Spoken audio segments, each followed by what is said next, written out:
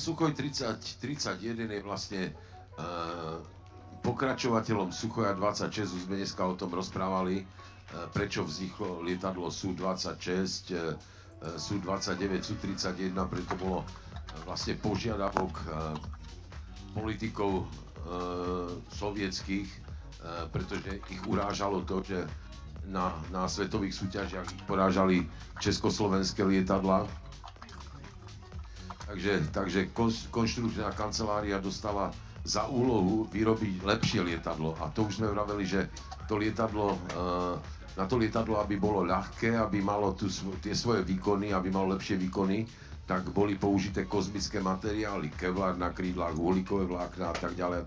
Takže Jurgis lieta na Su-31, to je taká staršia ešte verzia, Su-31M bola novšia verzia, ktorá už má, nechcem povedať vystreľovaciu sedačku, ale takzvanú výťažný padáčok, ktorý vyťahne tú sedačku z lietadla pri akejkoľvek kritickej situácii a bolo to jeden z najlepších, najbezpečnejších systémov pre pilotov vo svete, pretože oni to testovali v 30 metroch, to lietadlo na chrbte, a keď bol problém, tak sa vystrelil ten padáčik a vytiahlo to pilota z lietadla a pilot sa zachránil. To znamená, že to bolo niečo najlepšie a niekedy je s nimi trošku ťažká dohoda, respektíve bola vtedy ťažká dohoda, pretože sme to chceli aj predávať ďalej do sveta, lenže Rusi si povedali, že to pre nich nemá zmysel, že to je moc práce, na čo to predávať, keď my máme dostatok ropy, predávame ropu a nebudeme sa tu hrať s nejakými sedačkami a s nejakými blbcami, ktorí to chcú predávať do sveta a zachraňovať tých pilotov. My to máme len do svojich lietadiel a nikomu to proste nepredáme. Opäť zaujímavý historický fakt, ja len doplním, že lietadlo je presne takých podobných rozmerov ako práve tie, ktoré sme videli, váži okolo 700 kg, ale jeho maximálna rýchlosť je 331 km, teda je pomalšie ako tie predchádzajúce lietadlá. Opäť v útrobách 9-palcový motor. To je ten štandardný ruský motor, ktorý sa, ako som vám vravel, vyrábal aj v Rumunsku. Len on má motor, ktorý má úpravu na tých 400 koní, to znamená, má tam kompresor, ten kompresor je väčší, to znamená, tlačí viac vzduchu. Tí, čo majú autička a zaujíma sa autička, tak poznajú, že síce v autách používame turbokompresor, ale v lietadlách sa používa aj klasický kompresor. A ten tam natlačí viac vzduchu, to znamená, že má väčší výkon. Tak, takže áno. No a doplním, že toto lietadlo dokáže zaletieť do vzdialenosti 1100 km. Neviem, koľko je do Litvy.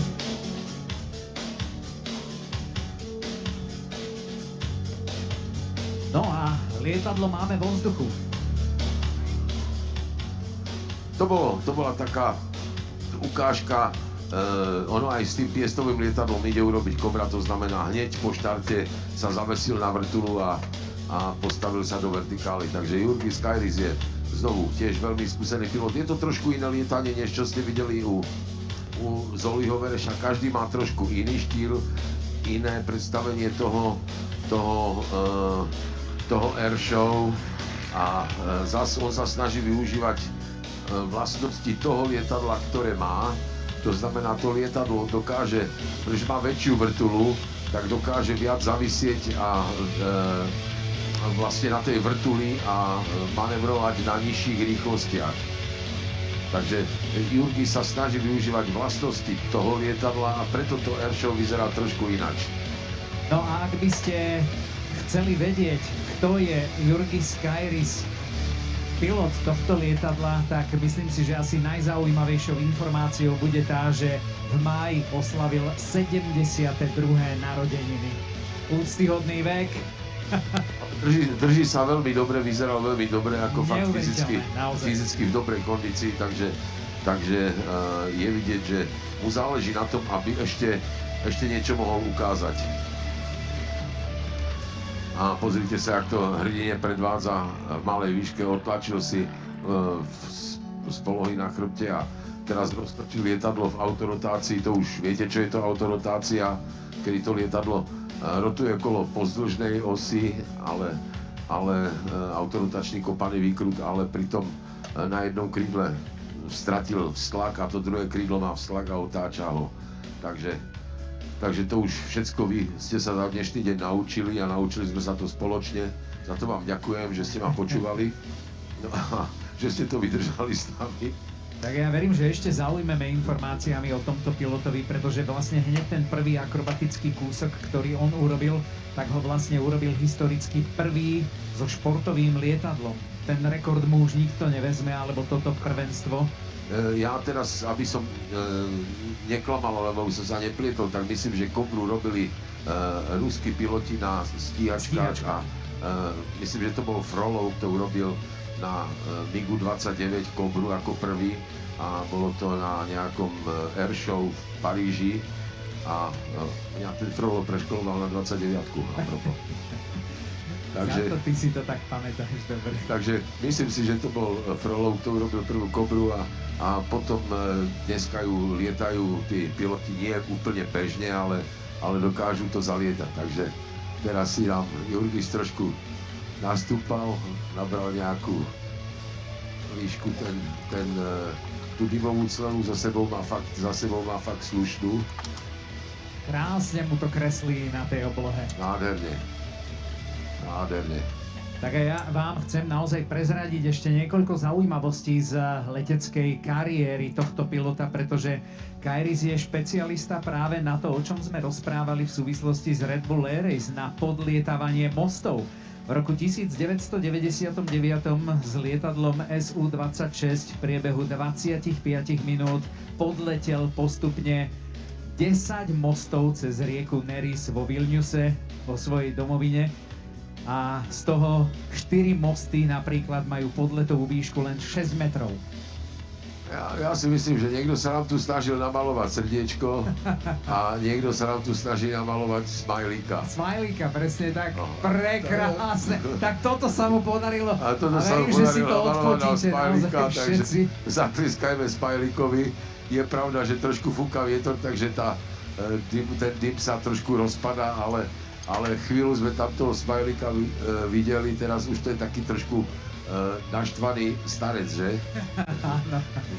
Každopádne skvelá, naozaj skvelá show. Skvelá myšlienka a ja si myslím, že to stojí za to, aby si to ľudia, už teraz to moc není vidieť, ale zase je to vlastne niečo unikátne, čo si ten Kairis vymyslel.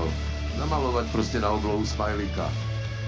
A teraz si myslím, že zase niečo sa snaží, tak uvidíme, čo to bude. Tak ja pevne verím, že naozaj fotoaparáty máte pripravené, pretože ak to stihne, ak mu teda príroda a vietor toto nerozbije, čo začal kresliť na oblohe, tak to bude jedno prekrásne srdce. A už to kreslí.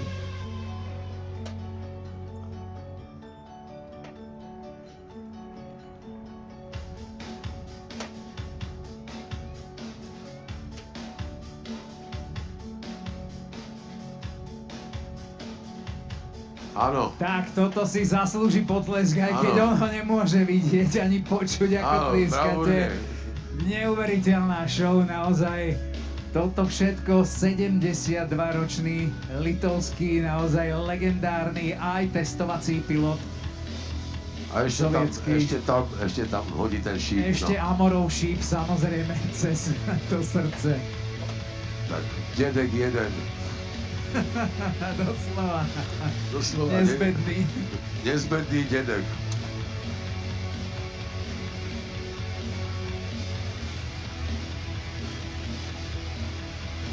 Ale tak vždycky je lepšie, keď je dedek nejaký hravý, trošku než nejaký naštvaný, nie? Tak, určite áno. Ktorý hrozí na ľudí so svojou paličkou z domu, z panelákovho bytu a hrozí na tie deti, ktorí tam sa hrajú vonku na tom piesočku, tak tento dedek aspoň nás zabáva trochu. Takže ďakujeme Aeroklubu Košice a samospráve, že nám zariadili takýto krásny letecký deň, kde nás aj tento jeden dedek nás takto zabáva. No a tento nebeský maliar asi ešte všetky farby nevyčerpal. Pozrite sa na to, čo kreslí teraz. Tak to je sústava kopaných vykrutov voči zemi. Dúfam, že sa zastaví. Áno, zastavil sa. Sa mi uľavilo. Je to ako jednička na oblohe. Niečo takého to malo byť, no. Ja som jednička. Jednička je určite práve teraz na oblohe a vo vzduchu. Absolútne skvelá show. Toto mi nepovedal, že on toto bude robiť. Ja som sa s ním rozprával pár minút dozadu a spomínal meno maďarského pilota Bešeneja a rozprával o tom, že koľko má medailí z takých freestyle akrobatických súťaží a povedal, práve preto som si naštudoval a dohľadal tie informácie o tých podletoch mostov, pretože on mi spomínal, že keby on bol na tých pretekoch, kde Peter Bešenej podletel ten most, tak Peter Bešenej nevyhrá.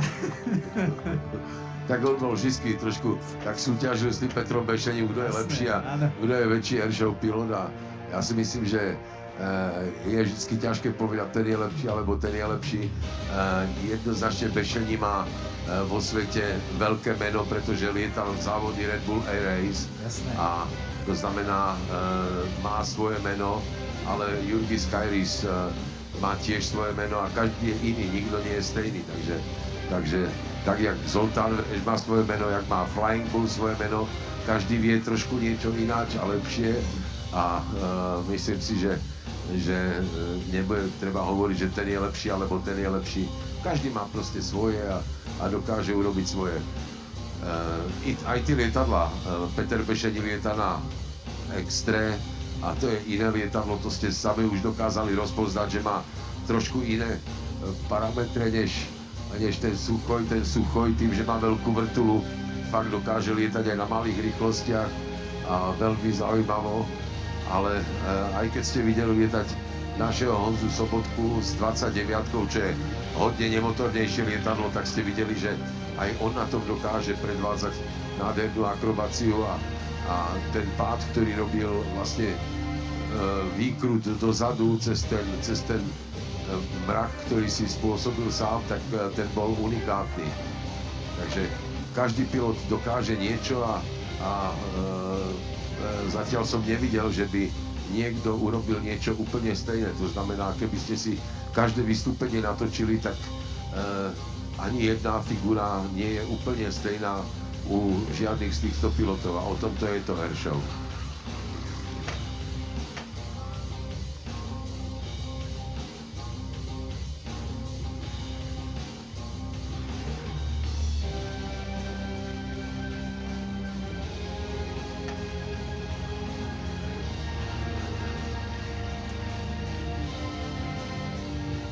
V rámci naozaj takej srandy, teraz mi tu kolega z prenosového vozu povedal, že vlastne Kairis nemá 72 rokov, on má 60 plus DPH.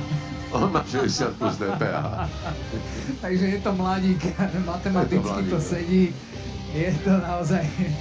Ale viete čo, to je ako, je to obdivuhodné, pretože fakt tie Gčka sú tam pomerne, tak je vidieť, že on už sa trošku šetril, že nelieta takú tvrdú akrobáciu, predsa len keď som videl Zoliho Vereša, tak ten zalietal tvrdšiu akrobáciu, pretože ten si v pohode dáva do tela. A toto je tá Cobra. To je tá Cobra, čo je pomerne dosť nebezpečná figura, pretože letí nie moc veľkou rýchlosťou, pritom zatiahne a nechá vysieť na tej vrtuli, no. Takže robil to dosť opatrne, že nešiel až úplne do situácie, že by sa zastavil úplne a potom to pretlačil, ale je to extrémna figura. Ale je vidieť, že už si nedáva do tela tie Gčka plus 10, minus 10 Gčiek, že už to lieta tak trošku s menším preťažením, ale lieta veľmi efektne, takže žiadne znižovanie tohto výkonu. A je to hodne efektné. Takže žiaden 72, 60 plus DPH. A keď bude starší, tak ešte plus potrebná dáne. Každopádne naozaj tú Cobru predviedol veľmi, veľmi efektne priamo pred našimi zrakmi. A ja ešte doplním z jeho životopisu, že vlastne po ňom je pomenovaných aj niekoľko akrobatických trikov, ako napríklad Kairisové kolo alebo Kairis Loop, A ešte aj small loop, čo neviem, čo je, možno...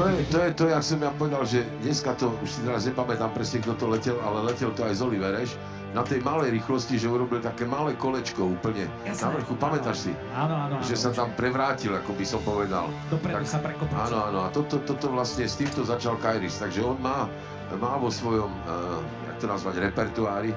Áno, repertoári. Takže má nejaké takéto svoje výmysly, ktoré zaviedol a tí ostatní to po ňom už len zopakovali. Takže má tu svoju hodnotu, takže počkajte, až k vám priroluje Jurij Kairis 60 plus DPH.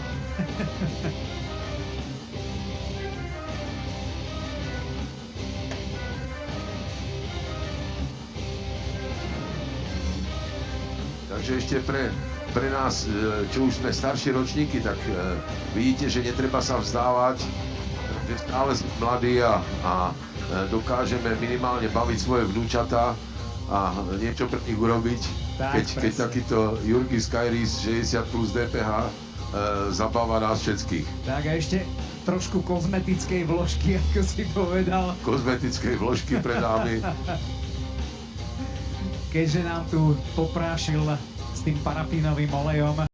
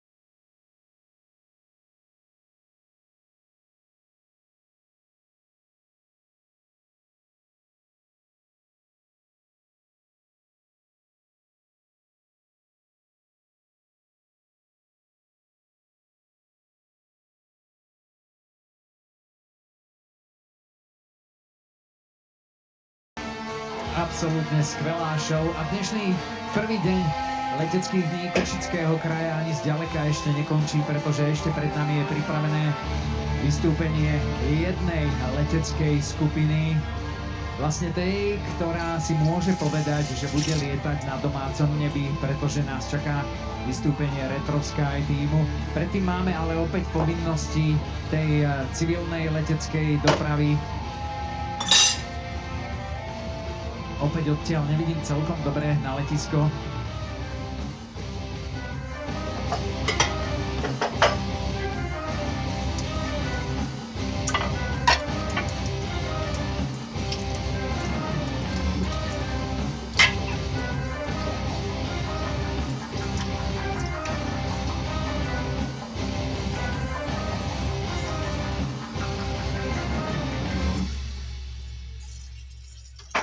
Myslím, že o minútu by nám malo pristať lietadlo z cyperskej Larnaky.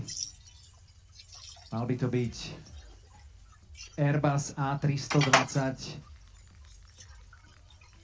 spoločnosti Tuzer a následne bude show pokračovať ďalej. Tak asi väčšina lietadiel pristávala z južnej strany letiska.